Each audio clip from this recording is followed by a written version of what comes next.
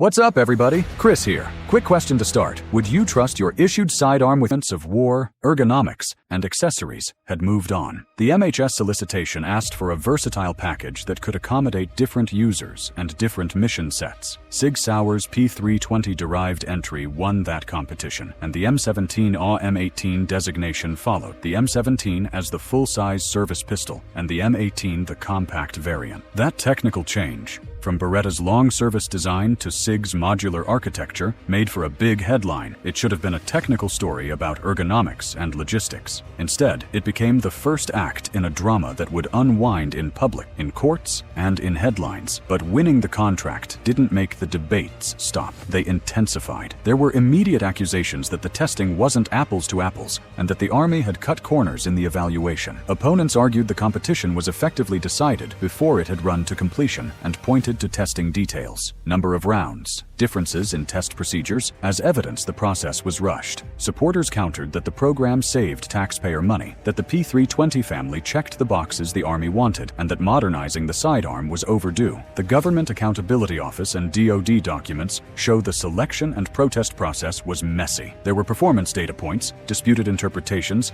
and at the end of the day, price played a role. That background matters because it frames two basic facts. First, the M17 M18 selection was controversial from the start. Second, once a platform is widely fielded, everyone watches it closely, for good and ill. Then the reports started trickling out. Uncommanded discharges, accidental firings, and stories from the field about pistols that fired when their users said they didn't intend them to. The phrase uncommanded discharge is a loaded one. It suggests the gun fired without a human trigger input. In real life, investigations have to untangle negligent discharge scenarios from mechanical defects, holster incompatibility, training gaps, and maintenance issues. Some early reports centered on holster fit and draw technique. Others pointed to drop safety and to certain early configurations of the fire control group. Whatever the technical answer is in any single case, the accumulation of reports has traction. When you have hundreds of reports across many jurisdictions and many users, people notice, and plaintiffs' lawyers notice too. A key part of the story is testing data. Early DoD product verification testing and follow-up testing raised questions about mean rounds between stoppages with certain types of test ammunition. Early figures that made the rounds showed that, under some test conditions, the P320 family had lower mean rounds between stoppages compared to historic figures for the M9, though subsequent fixes and component changes improved performance dramatically. This technical arc is important. Designs evolve, fixes are implemented, springs are revised, followers changed. Those adjustments matter in a tangible, mechanical way. They also matter in a legal way. Design changes, service advisories, and retrofit programs are what manufacturers do when problems are discovered. They are also precisely what plaintiffs' counsel will point to. You fixed it, and so you knew about it when building a case. Which brings us to the lawsuits. Over the last several years, multiple civil actions and class actions have been filed, alleging that SIG's P320 derived pistols have mechanically caused unintended firings that resulted in serious injury or death. Some suits allege negligent design and failure to warn.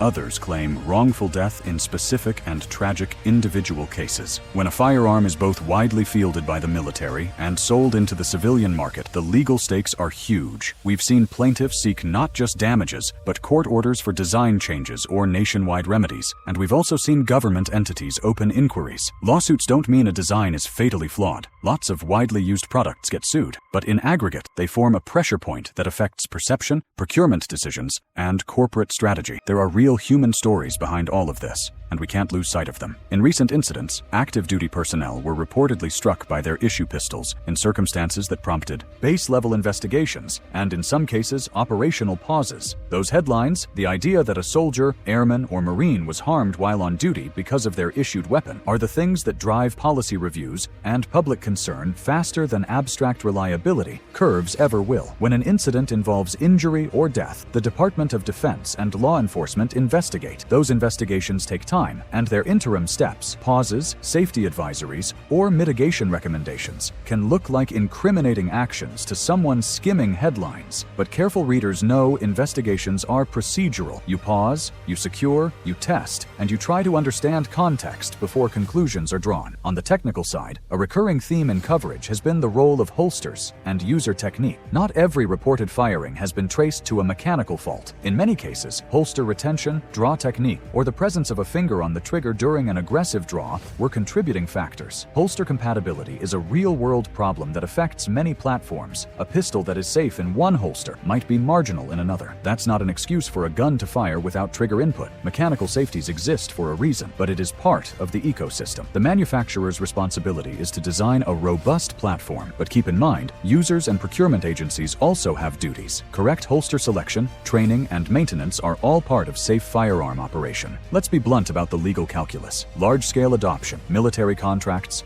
law enforcement contracts, and civilian sales means exposure. If a platform is alleged to have design shortcomings, three things happen at once. The brand's reputation deteriorates with a segment of customers, regulators and civil litigants increase scrutiny, and procurement agencies pause or reassess policies. Companies frequently respond by issuing safety advisories, redesigns, retrofits, or buybacks. Those steps can be expensive. They also send signals. A voluntary retrofit program is a tacit acknowledgement that some users need a remedy. In many industries, labeling changes, recalls, and retrofits are normal, but firearms are unique in how politically and emotionally charged they are, which magnifies every corporate decision. Public perception has been shaped less by technical nuance than by emotion. Social media thrives on short-form outrage. A clip of a pistol firing when a handler insists they didn't pull the trigger goes viral, and context gets lost. For some, the symbolic story is easy to narrate. The gun fires itself, and therefore, the gun is unsafe. For others, the narrative is, this is a manufactured panic to drive anti-gun policy. Reality is more complicated. Some incidents are negligent handling, some are holster problems, some reflect maintenance and storage issues, and some, perhaps, are design-related.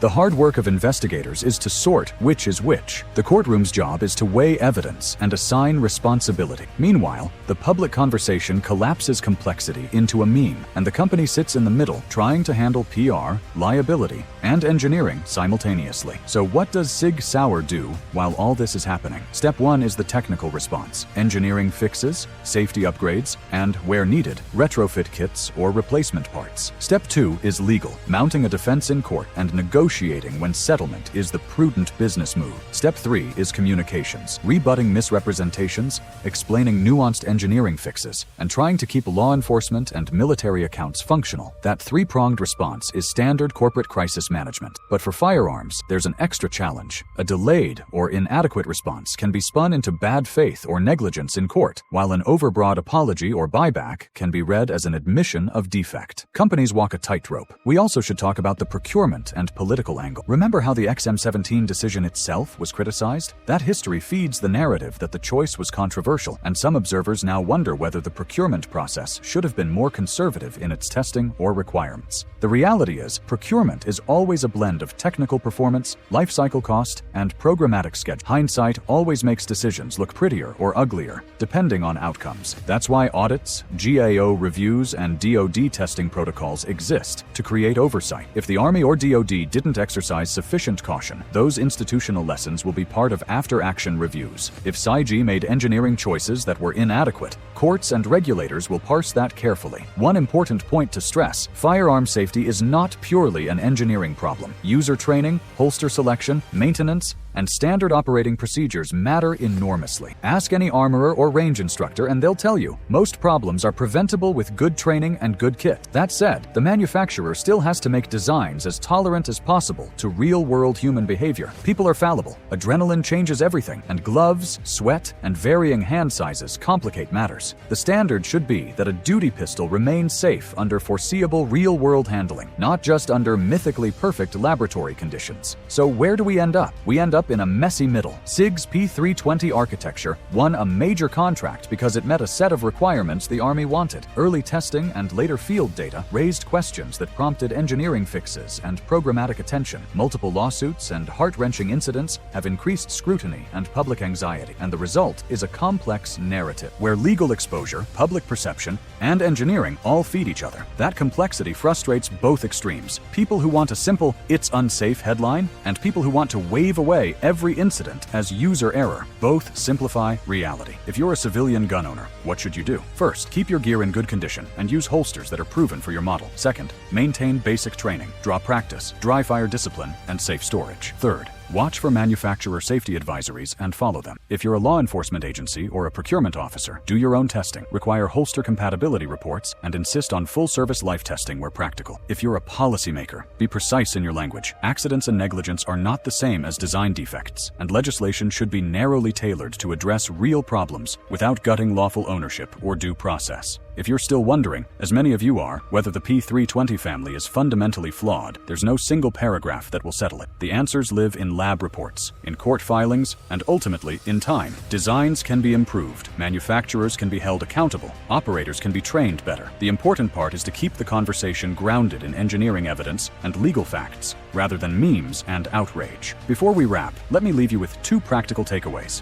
1. If your daily carry or duty gun is a P320 derived pistol, check holster fit, follow any manufacturer safety notices, and keep your weapon clean and maintained. 2. If you're shopping for a duty pistol as an agency or buying gear for your team, insist on thorough compatibility checks between weapons, holsters, and operational gear, and budget time for realistic, user-in-the-loop testing. Cost and schedule matter, but not at the expense of safety. Alright, I want to hear from you. Are you convinced the P320 family is fixable with engineering fixes and better holstered procurement discipline? Or do you think the design has deeper problems that require more drastic remedies? Drop your thoughts in the comments below. If you found this breakdown useful, hit like and subscribe so you don't miss the follow-up when new reports or court decisions come down. I read everything, and I'll be following this story and bringing you the updates as they happen. Thanks for watching. Stay safe, stay sharp, and I'll see you in the next one.